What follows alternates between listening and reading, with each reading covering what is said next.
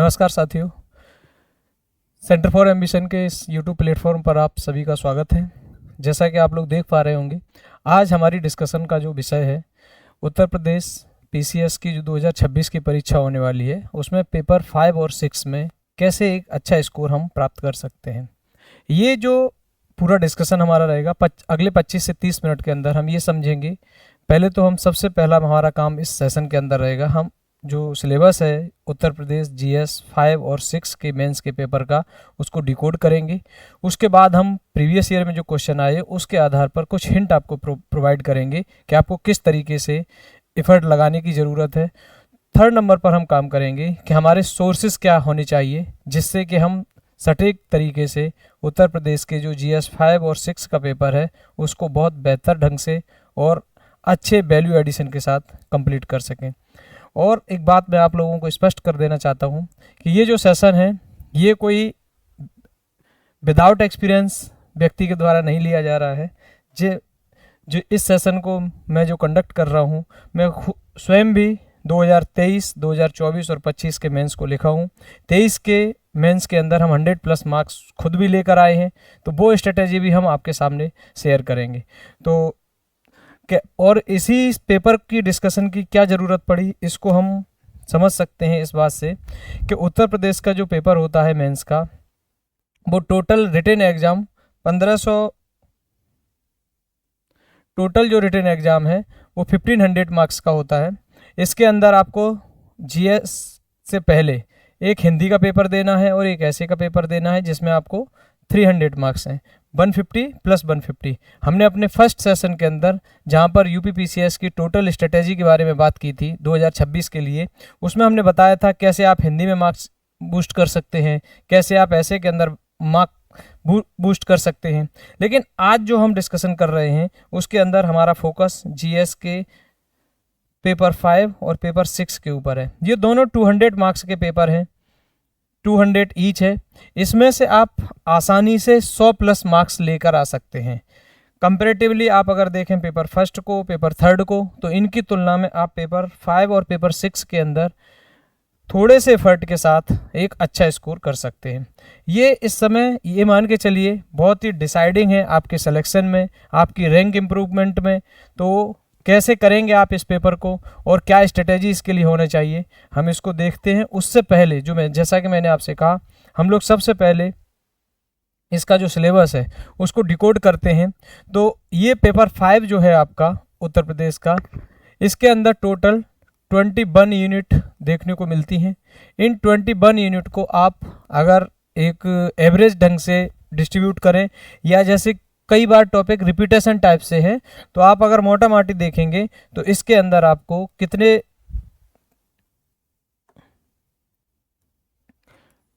UP PCS paper 5, अब इसमें जिन लोगों का भी सिलेक्शन हो रहा है 100+ मार्क्स लेकर आ रहे हैं, आपको भी लाना है। उससे पहले जब हमें किसी काम को करना है, उससे पहले हमें उसके रास्ते तो पता होना चाहिए, हमको उसके बारे में तो पता होना चाहिए कि उसकी डिमांड क्या है। वो डिमांड हम आज इसमें समझेंगे। तो आप देखेंगे इस पेपर के अंदर हिस्ट्री पूछी जाती है। ये हिस्ट्री आपसे उत्तर प्रदेश से रिलेटेड पूछी जाती है। इसमें आप देखेंगे एंशिएंट भी आती है और मॉडर्न हिस्ट्री आती है और आर्ट एंड कल्चर आता है। ठीक है, आर्ट एंड कल्चर आता है। इस एंशिएंट के अंदर आप इसमें देखेंगे कि जैसे महाजनपद काल का है, गणतंत्रात्मक व्यवस्था के बारे में, जैसा कि 2024 के पेपर में भी पूछा गया। महाजनपद काल आगे पूछा जा सकता है। पुरा पाषाण काल से संबंधित जो स्थल है उत्तर प्रदेश के अंदर, उससे पूछा जा सकता है। एक बार एक क्वेश्चन आया हुआ है, हड़प्पा सभ्यता से रिलेटेड उत्तर प्रदेश में पाए जाने वाले स्थान और उनका महत्व, इसका वर्णन कीजिए। तो इस टाइप के सवाल आपको यहाँ पर देखने को मिलेंगे। दूसरा, यहाँ पर हमने मॉडर्न का कहा है, तो मॉडर्न हिस्ट्री के अंदर आप देखेंगे 1857 से पहले और उसके बाद का काल, और उत्तर प्रदेश के जो राजनेता हैं, स्वतंत्रता सेनानी हैं, उनका भारत के स्वतंत्रता आंदोलन में क्या योगदान है, इससे रिलेटेड टॉपिक आप यहाँ पर देखेंगे। आर्ट एंड कल्चर के बारे में देखेंगे तो उत्तर प्रदेश की वास्तुकला से संदर्भ में आपको क्वेश्चन देखने को मिलते हैं। जैसा कि आप देखेंगे 2025 के मेंस के पेपर में आगरा की इंडो इस्लामिक वास्तुकला के बारे में आपसे क्वेश्चन पूछा गया है। हम इसके बाद जो हमारा सेशन होने वाला है उसमें हम जो भी प्रीवियस ईयर में उत्तर प्रदेश पेपर 5 और पेपर 6 के लिए जो भी पेपर कंडक्ट हो चुके हैं उनके मॉडल आंसर की एक सीरीज शुरू करने वाले हैं। इस सेशन के जस्ट बाद आपको उसी के डे 1 से लेकर शुरुआत मिलेगी, जिसमें हम 2 क्वेश्चन डेली के डिस्कशन में लाएंगे आपके लिए। तो सबसे पहले हम लोगों ने शुरू किया है उसको 2025 के पेपर से ही हम शुरू कर रहे हैं। ये आपके लिए एक मॉडल आंसर है जो आपको न केवल जिन बच्चों ने इस बार पीसीएस दिया है उनको अपने लिखे हुए आंसर से कंपैरिजन कराने के लिए महत्वपूर्ण वो सेशन होने वाला है, बल्कि जिन बच्चों को 2026 में पीसीएस का पेपर देने जाना है उनके लिए भी वो सेशन एक तरीके से दिशा निर्देशन का कार्य करने वाला है। तो एक तो सेशन इस सिलेबस पेपर 5 के अंदर जो सिलेबस है उसमें एक आपको हिस्ट्री करनी है, दूसरा यहाँ पर आपको पॉलिटी करनी है उत्तर प्रदेश से रिलेटेड। थर्ड नंबर पर आप देखेंगे तो इसके अंदर आपको सोसाइटी करनी है। सोसाइटी में गीत संगीत मेले त्यौहार इस टाइप के क्वेश्चन आते हैं। और इसमें देखेंगे आप तो एक इंटरनल सिक्योरिटी का टॉपिक आता है स्पेसिफिक उत्तर प्रदेश से रिलेटेड। उत्तर प्रदेश की आंतरिक सुरक्षा के संदर्भ में उत्तर प्रदेश में जो इंटरनल सिक्योरिटी को बनाए रखने के लिए जो एजेंसीज हैं उनका क्या काम है और उनकी क्या लिमिटेशन है इस टाइप की चीज़ें आप यहाँ पर देखते हैं। एक टॉपिक इसी के अंदर आता है लैंड रिफॉर्म का है। इसको हम लोग जीएस में जनरली पेपर 3 के अंदर पढ़ते हैं, लेकिन हम पेपर 5 के अंदर यूपी स्पेसिफिक जो लैंड रिफॉर्म है उसके बारे में पढ़ेंगे। इसके अलावा आप इसके अंदर जो और पढ़ेंगे तो इसमें आप एक गवर्नेंस का टॉपिक है। इस गवर्नेंस के अंदर आप क्या क्या पढ़ते हैं, जैसे एनजीओ की क्या भूमिका है उत्तर प्रदेश में सिटीजन चार्टर को लेके, सेवोत्तम मॉडल को लेके, है ना, इस टाइप की चीज़ें, और क्या उत्तर प्रदेश सरकार इसके लिए इनिशिएटिव ले रही है। उसके साथ ही आप इसी में देखेंगे तो इनोवेशन से रिलेटेड उत्तर प्रदेश में क्या इनिशिएटिव लिए जा रहे हैं और इनोवेशन कहाँ पर, उत्तर प्रदेश के प्रत्येक क्षेत्र के अंदर, शिक्षा के अंदर, स्वास्थ्य के अंदर, इस टाइप के इनिशिएटिव आप देखेंगे। और इसी के अंदर हमारा जो सिलेबस है उसमें हम देखेंगे education and health. Education and health ये वाला टॉपिक आपको इसी पेपर के अंदर करना है। तो इस प्रकार से आप देखेंगे। और जो और टॉपिक हैं इसके अंदर तो उत्तर प्रदेश से रिलेटेड करंट अफेयर, है ना, उत्तर प्रदेश से रिलेटेड करंट अफेयर। दूसरा यहाँ पर आपको मिल जाएगा यूपी की जो भारत के परिप्रेक्ष्य में जो सेंट्रल गवर्नमेंट की स्कीम्स हैं उनका किस तरीके से उत्तर प्रदेश में इम्प्लीमेंटेशन हो रहा है और उसका क्या प्रभाव हमारे उत्तर प्रदेश पर पड़ रहा है, ये चीज़ आपको यहाँ पर देखनी है। और एक मोस्ट इम्पोर्टेंट टॉपिक इसके अंदर आता है टूरिज़्म का, जिसमें आपको ये देखना पड़ेगा कि हमारा जो उत्तर प्रदेश है वो न केवल हिस्टोरिकल टूरिज़्म के लिए बल्कि स्पिरिचुअल टूरिज़्म के लिए भी आज भारत का एक बहुत ही अग्रगण्य राज्य बनकर उभर रहा है। और इसके लिए उत्तर प्रदेश सरकार बहुआयामी रणनीति के माध्यम से उत्तर प्रदेश की इकोनॉमी को $1 ट्रिलियन पहुंचाने के लिए इस टूरिज्म इंडस्ट्री को भी बढ़ावा दे रही है। तो ये मैंने सिलेबस को डिकोड करने का कोशिश किया है कि इन टॉपिक्स पर आपको फोकस बनाकर रखना है। क्वेश्चन कहाँ से आते हैं, क्वेश्चन को करेंगे कैसे, हमको इनको पढ़ने के लिए क्या सोर्स होगा, ये बात हम आगे कर लेंगे। और इसको इस सेशन की जो आवश्यकता है उसकी मूल वजह अगर हम बात करें आपसे कि इस सेशन की आवश्यकता क्यों पड़ी, तो आप देखेंगे कि इसके लिए न केवल उत्तर प्रदेश के विद्यार्थी जो इस परीक्षा की तैयारी कर रहे हैं बल्कि यूपीएससी के विद्यार्थी भी इस परीक्षा के अंदर पार्टिसिपेट करते हैं और कई बच्चे इसके अंदर बहुत अच्छी रैंक के साथ अपना सिलेक्शन भी सुनिश्चित करते हैं। लेकिन इस तैयारी के दौरान इन अभ्यर्थियों के द्वारा जिस समस्या को सबसे ज़्यादा फेस किया जाता है वह समस्या है उत्तर प्रदेश के पेपर 5 और 6 की बेहतर तैयारी करना। समस्या आने की मूल वजह क्या है, इसके पीछे जितना मेरा अनुभव है उससे मुझे ऐसा प्रतीत होता है कि जो मार्केट के अंदर है नोट्स की तो कमी नहीं है ना, डिजिटल प्लेटफॉर्म के ऊपर PDF की कमी नहीं है, लेकिन अपडेटेड मटेरियल मिलना और ऑथेंटिक मटेरियल मिलना, इस चीज़ की बहुत ही ज़्यादा व्यापक पैमाने पर कमी देखने को मिलती है। कोई बुक है, कोई मटेरियल है, कोई नोट्स है, वो एक बार तैयार हो गया उसके बाद उसमें अपडेट है नहीं, बच्चों के पास अपडेटेड मटेरियल है नहीं। जैसे मैं एक एग्जांपल लेता हूँ आपके लिए, एक छोटा सा, आप इस प्रकार से समझ सकते हैं। मान लीजिए जैसे मैंने आपसे कहा कि एजुकेशन और हेल्थ, ये सोशल इशू आपको उत्तर प्रदेश के पेपर 5 के अंदर पढ़ने हैं। तो एजुकेशन के लिए उत्तर प्रदेश में सबसे पहले तो हमें पता होना चाहिए कि शिक्षा के क्षेत्र में उत्तर प्रदेश सरकार के द्वारा क्या इनिशिएटिव लिए गए हैं, किन इनिशिएटिव को आगे लेने की तैयारी चल रही है, उत्तर प्रदेश में साक्षरता दर कितनी है, उत्तर प्रदेश में नीति आयोग के द्वारा जारी किए गए शिक्षा सूचकांक में क्या परफॉर्मेंस किया है।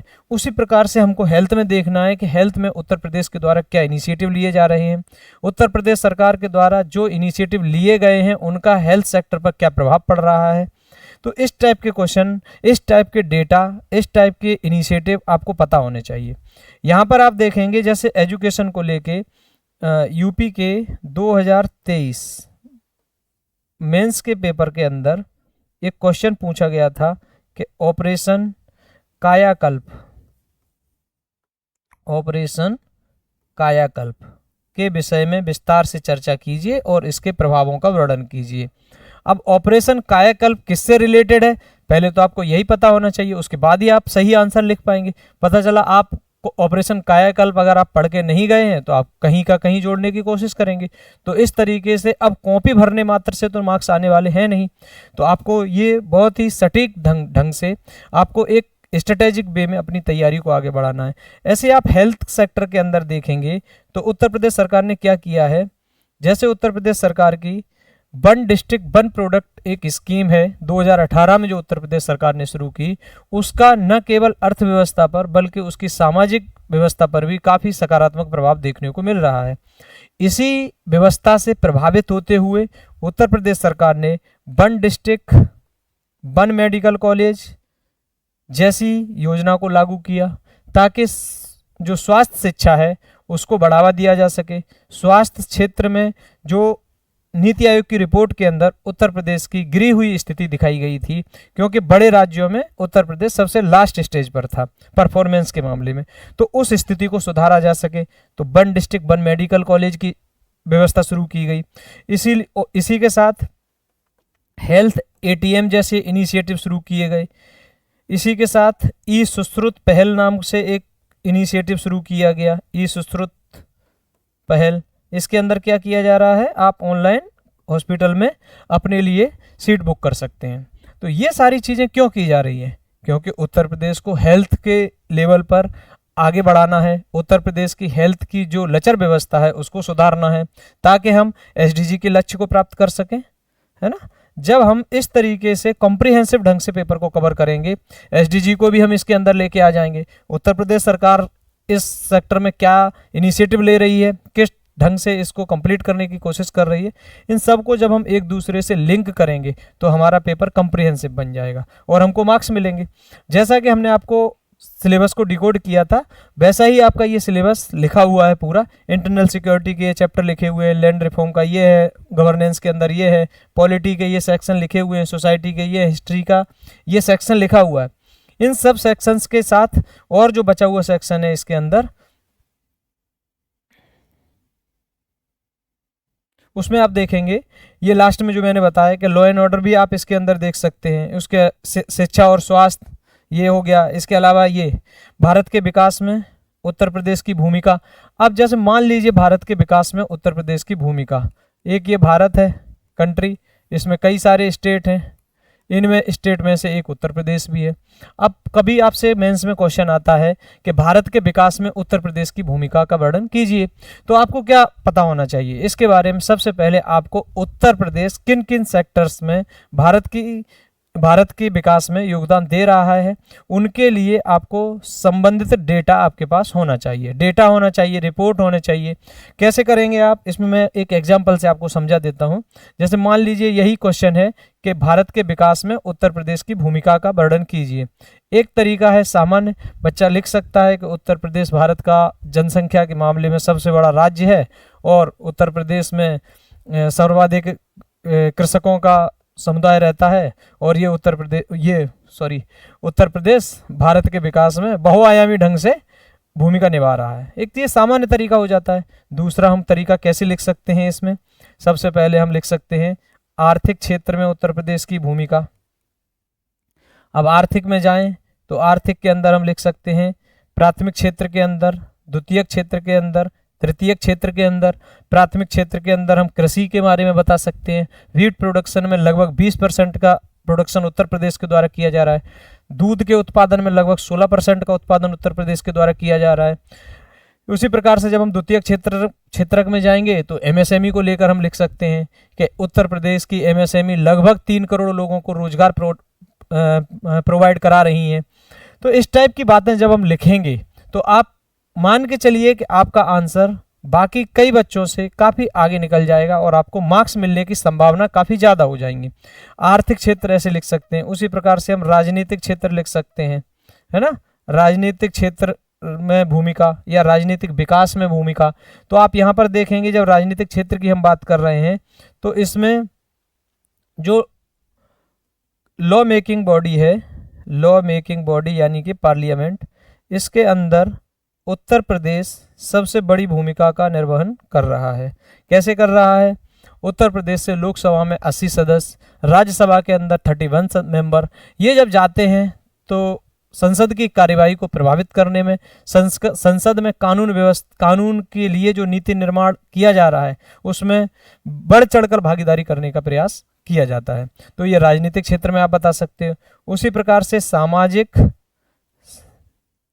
सामाजिक सांस्कृतिक क्षेत्र में, सामाजिक सांस्कृतिक क्षेत्र में सोशियो कल्चरल सेक्टर के अंदर उत्तर प्रदेश भारत में क्या विकास कर रहा है। तो इसके अंदर आप देखेंगे, जैसे इसके लिए मैं यहाँ पर एक दूसरे पेज पर आपको बताता हूँ।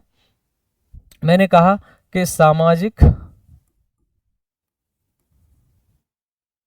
और सांस्कृतिक क्षेत्र में भूमिका। तो इसमें आप देखेंगे 2025 के दौरान महाकुंभ का आयोजन हुआ, है ना, महाकुंभ। अब इस महाकुंभ के दौरान लगभग 65 करोड़ श्रद्धालु उत्तर प्रदेश के अंदर आए। तो इससे क्या हुआ? टूरिज्म इंडस्ट्री को बढ़ावा मिला।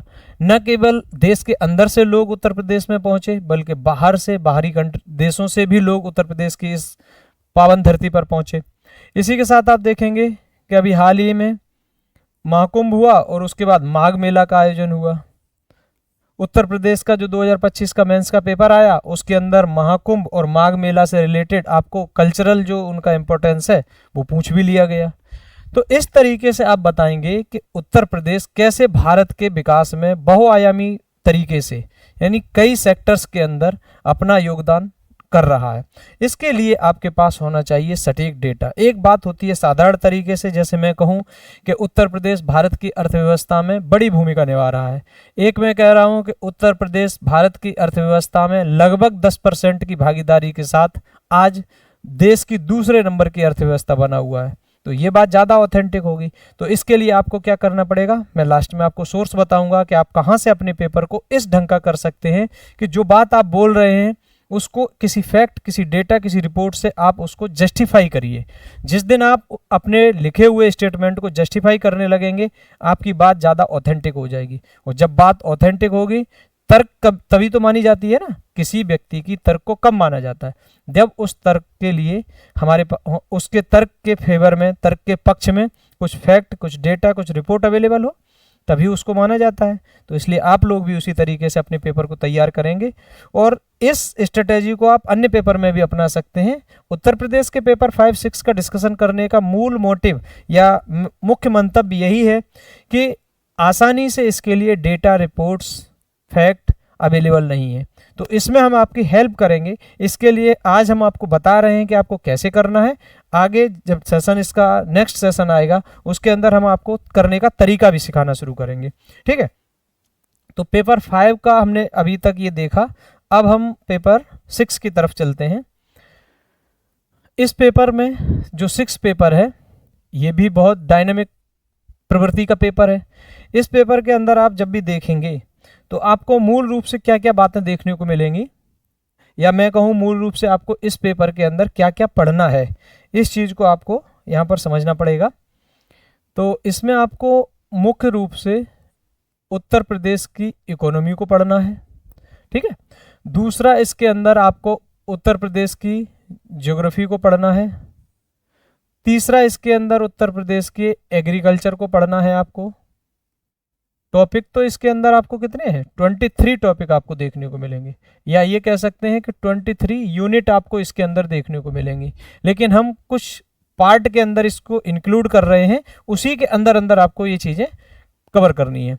एग्रीकल्चर आपको इसके अंदर पढ़ना है, एक ये हो गया, दूसरा, तीसरा, और इसके साथ ही आपको पढ़ना है साइंस एंड टेक पढ़ना है, उत्तर प्रदेश से रिलेटेड विज्ञान और प्रौद्योगिकी के क्षेत्र में उत्तर प्रदेश में क्या विकास हुआ है, इस चीज़ को आपको देखना है। उसी के साथ आपको उत्तर प्रदेश में एनवायरनमेंट के क्षेत्र में क्या डेवलपमेंट हुए हैं। एनवायरनमेंट में विशेष रूप से आपको जैसे जैव विविधता है, वाइल्ड लाइफ सेंचुरी है, नेशनल पार्क है ना, इस टाइप की चीज़ें आपको यहाँ पर करनी है। दूसरा, उत्तर प्रदेश की डेमोग्राफी के बारे में यहाँ पर आपको पढ़ना है। डेमोग्राफी में ही आपके पास आ जाएगा डेमोग्राफिक डिविडेंड क्या है, जनसंख्या के लिए उत्तर प्रदेश सरकार क्या इनिशिएटिव ले रही है, उत्तर प्रदेश सरकार की जनसंख्या को लेकर क्या लक्ष्य हैं। ये सारी बातें आपको इस पेपर के अंदर कवर करनी है उन 23 टॉपिक के अंदर। जैसे आप देखेंगे कि ये उत्तर प्रदेश से रिलेटेड पूरा सिलेबस लिखा हुआ है। पहली यूनिट में आपको आएगा आर्थिक परिदृश्य, जिसमें अर्थव्यवस्था एवं राज्य बजट की मुख्य विशेषताएं।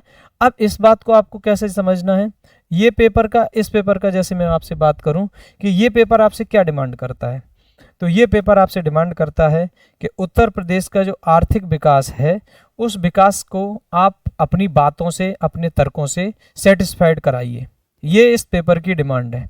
कैसे करेंगे, जैसे आपको 2025 के अंदर एक क्वेश्चन आया था कि यूपी गवर्नमेंट ने निवेश बढ़ाने के लिए क्या इनिशिएटिव लिए, है ना, निवेश को बढ़ावा देने के लिए, इन्वेस्टमेंट लाने के लिए उत्तर प्रदेश सरकार क्या क्या कर रही है। तो एक तो तरीका है कि आपको एक आध बात इसकी याद हो सकती है, हो सकता है आप जनरल क्वेश्चन इसको लिखने की कोशिश करें, लेकिन आप जनरल क्वेश्चन नहीं करेंगे।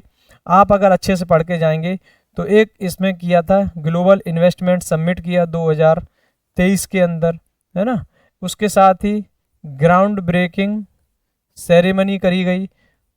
4.0 तक इसका इनिशिएटिव शुरू हो चुके हैं, ग्राउंड ब्रेकिंग सेरेमनी। और इसके अलावा क्या किया, जो कानूनी सुधार हैं, कानूनी सुधार में क्या है,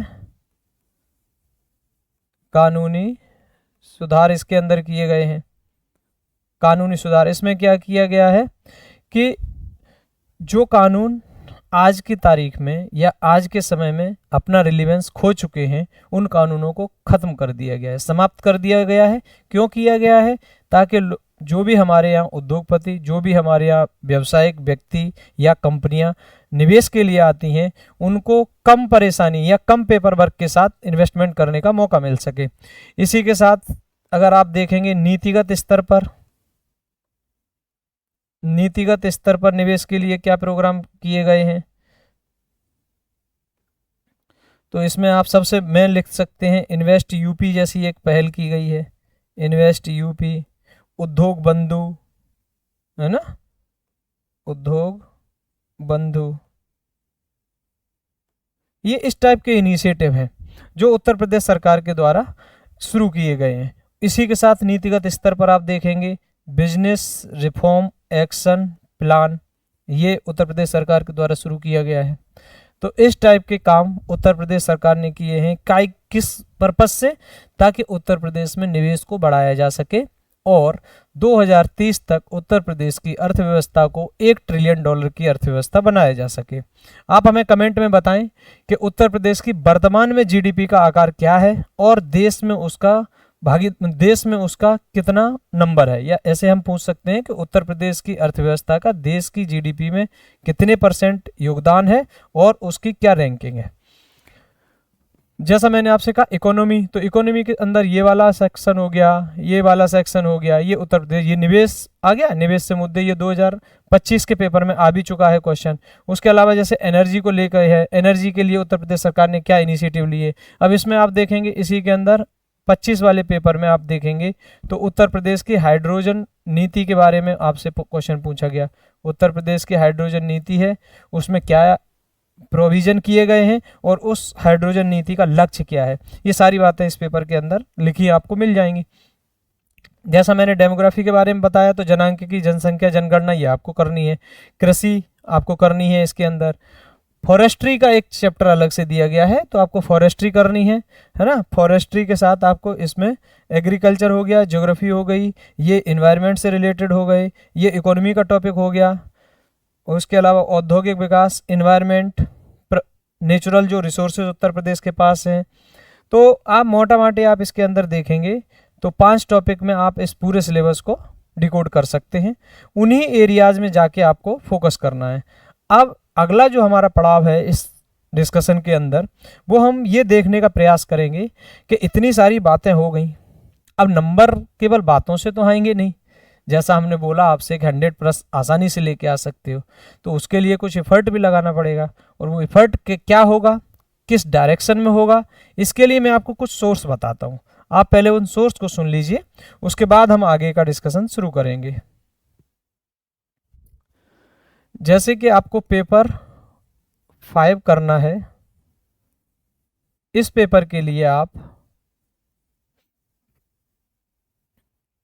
एक मैग्रा हिल पब्लिकेशन से बुक आती है, मैग्रा हिल से सारस्वत जी की बुक है, आप उसको देख सकते हो, है ना। एक ध्येय IAS की बुक आती है, उसको भी देख सकते हो। दोनों मीडियम में ये बुक अवेलेबल है, आप उसको देख सकते हैं, कर सकते हैं। एक सोर्स इसका रहने वाला है, ये 2 सोर्स हो गए। तीसरा सोर्स इसका हो गया PYQ, जो प्रीवियस ईयर कहाँ से 2018 से लेकर 2025 तक।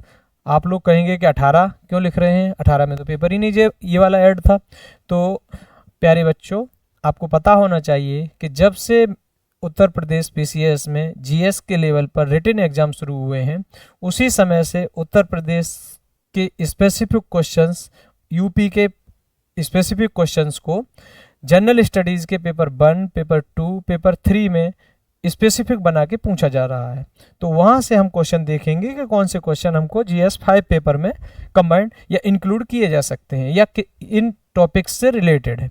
पहला एक टास्क ये हो गया आप लोगों का। उसके बाद आपके पास आएगा पेपर 6। अब इस पेपर 6 के अंदर क्या करना है आपको, इस पेपर 6 में भी यही टास्क रहने वाला है। एक ये सारस्वत जी की बुक इसमें भी अवेलेबल है ना, इसी के अंदर आपको मिल जाएगी। दूसरा आपको इसी ध्येय IAS की जो बुक है, काफ़ी अच्छी लिखी गई है ना, इंटेंसिव ढंग से इसको लिखा गया है, तो आप इसको देख सकते हैं।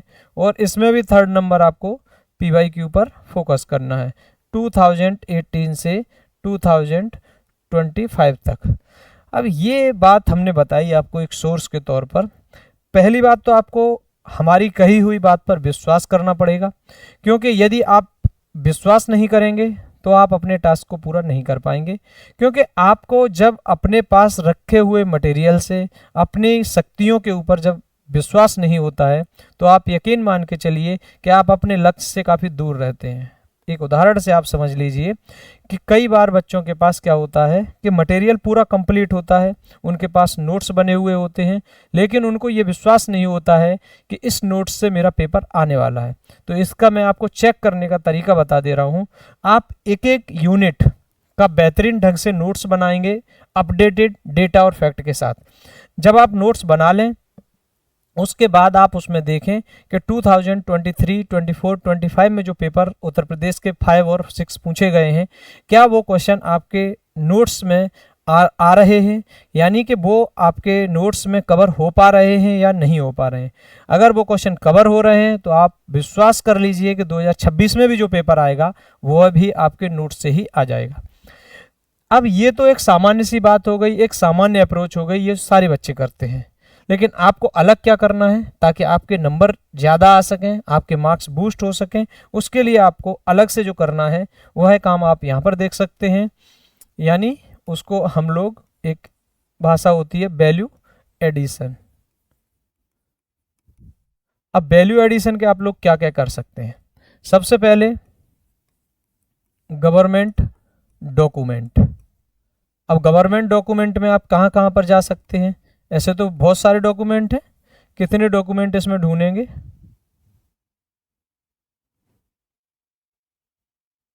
गवर्नमेंट डॉक्यूमेंट, इसमें आप सबसे पहले यूपी का बजट, आप हमें कमेंट सेक्शन में बताएं कि 2026 और 27 का जो बजट है उसका साइज क्या है। इस बात को आप हमें कमेंट सेक्शन में बताएं, तो आपकी जीवंतता का प्रमाण प्राप्त होगा कि आप जीवंत ढंग से इस सेशन को सुन रहे हैं। अदरवाइज आप सोते हुए सुन रहे होंगे तो इसका कोई लाभ होने वाला नहीं है आपको। तो बजट हमको देखना है। इसके बाद उत्तर प्रदेश सरकार के द्वारा जो सर्वे लॉन्च किया गया है, इस सर्वे को देखना है। इस सर्वे से आपको क्या जानकारी प्राप्त होगी कि उत्तर प्रदेश के विभिन्न सेक्टर्स के अंदर जो भी इनिशिएटिव किए गए उसमें क्या क्या अचीवमेंट हो चुके हैं और क्या क्या लक्ष्य उसमें निर्धारित किए गए। ये बातें आपको यहाँ पर बजट और सर्वे दोनों डॉक्यूमेंट से मिल जाएंगी। एक ये मोस्ट इंपोर्टेंट डॉक्यूमेंट हो गया। दूसरा डॉक्यूमेंट एक है 8 ईयर का विकास डॉक्यूमेंट, विकास डॉक्यूमेंट। ये उत्तर प्रदेश सरकार के द्वारा जारी किया गया है। लेटेस्ट 9 ईयर वाला डॉक्यूमेंट भी जारी हो चुका है, लेकिन इसका अभी कुछ पार्ट ही है। तो आप कोशिश करिए कि इस 8 वाले की बजाय अगर आपको 9 ईयर वाला मिल जाए तो आप इसमें से डेटा को लेकर आइए, इसमें से जो उत्तर प्रदेश सरकार के द्वारा इनिशिएटिव लिए गए हैं उनको लेकर आइए। 8 ईयर विकास डॉक्यूमेंट है, उत्तर प्रदेश सरकार के द्वारा जारी किया गया है। पिछले 9 वर्षों में उत्तर प्रदेश सरकार ने किन इनिशिएटिव्स को शुरू किया गया और उन इनिशिएटिव से क्या क्या हमको लक्ष्य प्राप्त हुए हैं, हमारी अचीवमेंट क्या क्या है, ये सारी बातें आपको यहाँ पर देखने को मिल जाएंगी। दूसरा सोर्स हो गया। इसके बाद आपको तीसरा सोर्स जो देखना है, मोस्ट रिलायबल सोर्स है, सीएम का व्हाट्सएप के ऊपर एक चैनल है, व्हाट्सएप चैनल। इसके ऊपर उत्तर प्रदेश सरकार के द्वारा जो भी इनिशिएटिव शुरू किए जाते हैं उनके बारे में डेली का डेली अपडेट आता रहता है। एक ये, उसके बाद आप इसी के अंदर एक देखेंगे यूपी सरकार की, यूपी गवर्नमेंट की वेबसाइट, ऑफिशियल वेबसाइट में बोल रहा हूँ, इस वेबसाइट को आप विजिट करेंगे। जब आप इतना काम कर लेंगे तो आपको उत्तर प्रदेश से रिलेटेड जो भी मटेरियल है, जो भी अपडेटेड पेपर के अकॉर्डिंग रिक्वायरमेंट है, वो आपके पास अवेलेबल होती रहेंगी। हो सकता है कि आप लोगों में से कई बच्चों को ये टास्क टफ लग रहा हो, उनको लग रहा हो कि हम इतने सारे सोर्सेस को कैसे खंगालेंगे, कैसे करेंगे। तो इसके लिए एक आसान सा रास्ता हम लोग यहाँ पर निकालने की तैयारी में है, जिसमें हम आपको डेली के डेली टास्क देंगे, मेंस के आंसर आपके साथ डिस्कशन करेंगे। तो वहाँ से आप इन चीज़ों को हमारे साथ जुड़कर आप इन चीज़ों का लाभ उठा सकते हैं और अपनी तैयारी को बेहतर कर सकते हैं, अपनी तैयारी को एक ऐसी धार दे सकते हैं जो न केवल आपको सिलेक्शन करा सकती है, बल्कि आपका जो इच्छित लक्ष्य है, यानी आपको प्रदेश की सबसे बड़ी सर्विस ज्वाइन करनी है। इसमें अधिकांश बच्चे, क्या सभी बच्चों का एक ही लक्ष्य होता है कि उनको एसडीएम की पोस्ट प्राप्त करनी है, डीएसपी की पोस्ट प्राप्त करनी है। जो भी आपका लक्ष्य है, सभी का अपना अपना लक्ष्य है, तो उस लक्ष्य को प्राप्त करने के लिए सेंटर फॉर एम्बिशन आपकी हेल्प कर सकता है। उस हेल्प के लिए आपको इस वेबसाइट के ऊपर जो नंबर दिए गए हैं वहाँ से आप हेल्प प्राप्त कर सकते हैं, अपनी बात कह सकते हैं और यहाँ जो इनिशिएटिव चलाए जा रहे हैं उनके बारे में जानकारी प्राप्त कर सकते हैं। यूट्यूब के ऊपर आपको उत्तर प्रदेश पीसीएस से रिलेटेड यूपी के pre exam as well as mains के लिए PYQ सीरीज़ का एक प्रोग्राम शुरू होने जा रहा है। आप लोग उस इनिशिएटिव का लाभ लेने से वंचित ना रहें, इसके लिए आप इस चैनल पर आएँ और हमसे जुड़ें और उसके बाद अपनी तैयारी को और बेहतरीन ढंग से आगे बढ़ाएं। तो ये जो आज का हमारा डिस्कशन था, उत्तर प्रदेश से के पेपर 5 और पेपर 6 को हमको किस ढंग से कवर करना है, कहाँ से करना है, हमने सोर्स भी आपको बता दिए हैं। आप अगर सेल्फ स्टडी करना चाहते हैं वहाँ से भी कर सकते हैं। अब मैं कुछ चीज़ें आपको एडिशनल बताना चाह रहा हूँ। जैसे चाहे तो पेपर यूपी का पेपर 5 हो या पेपर 6 हो, आपका जो प्रेजेंटेशन है, प्रेजेंटेशन वो बहुत मायने रखता है। ये चीज़ आपको समझनी पड़ेगी, ठीक है। जैसे मैं अभी 2025 वाले में उत्तर प्रदेश में प्रयागराज को लेकर, आगरा की इंडो इस्लामिक वास्तुकला को लेकर क्वेश्चन पूछे गए। तो आपको उत्तर प्रदेश से रिलेटेड कोई क्वेश्चन आता है तो आप कोशिश करिएगा कि उत्तर प्रदेश के लिए आप जो उत्तर प्रदेश का मैप है उस मैप को प्रैक्टिस करिए, ताकि आप उस मैप को आसानी से उस एग्जाम तक ले जा पाए। अब प्रयागराज पूछा था तो प्रयागराज को यहाँ डिनोट कर सकते हैं, आगरा को पूछा था तो आगरा को यहाँ कर सकते हैं। ये उत्तर प्रदेश हो गया। एक तो हो गया आपको प्रेजेंटेशन के लेवल पर। दूसरा, ये इस टाइप के क्वेश्चन आपको ये पेपर 5 में ज़्यादा यूज करेंगे। जैसे डिफेंस इंडस्ट्रियल कॉरिडोर आया था, तो डिफेंस इंडस्ट्रियल कॉरिडोर के 6 नोड हैं, उन नोड को आप कहाँ यूज करेंगे। तो पहला काम प्रेजेंटेशन के लेवल पर करना है आपको, मैप उत्तर प्रदेश का जहां जरूरी है वहीं लगाना है। ऐसा नहीं करना है कि किसी क्वेश्चन में जरूरी है तब भी लगा रहे हैं, नहीं जरूरी है फिर भी लगा रहे हैं, ऐसा नहीं करना है। दूसरा आपको करना है, अगर आप किसी कंपैरेटिवली रिपोर्ट को कोट कर रहे हैं, जैसे मान लो मैं बजट के बारे में बात कर रहा हूं, तो जैसे बजट यहाँ पर बजट का जो आकार था 2025-26 में जितना था वो यहाँ पर लिखेंगे, लेकिन उससे बढ़ गया ना बजट का आकार, तो इस तरीके से हम उसको बार डायग्राम में दिखाने की कोशिश करेंगे 2026-27, और इस तरीके से हम उसको दिखाएंगे, ग्रोथ दिखाएंगे। तो ये प्रेजेंटेशन एक हो गया। फ्लो चार्ट के लेवल पर जब हम बात करेंगे तो फ्लो चार्ट में आप क्या क्या यूज कर सकते हैं। मान लीजिए किसी क्वेश्चन क्वेश्चन को सॉल्व करने के लिए आपके पास 5 पॉइंट हैं, 5 पॉइंट में आप उस क्वेश्चन को सॉल्व कर रहे हैं, तो आप उसके लिए क्या क्या कर सकते हैं। एक इस टाइप का डायग्राम बनाना सीख लीजिए, इस टाइप में यहाँ पर आप अपना जो टॉपिक है उसको लिख दीजिए, इस तरीके से कर सकते हैं। बहुत सारे और तरीके होते हैं, हम जब मेंस के क्वेश्चन डिस्कस करेंगे तो उसी के साथ हम आपको इसके और भी तरीके बताएंगे।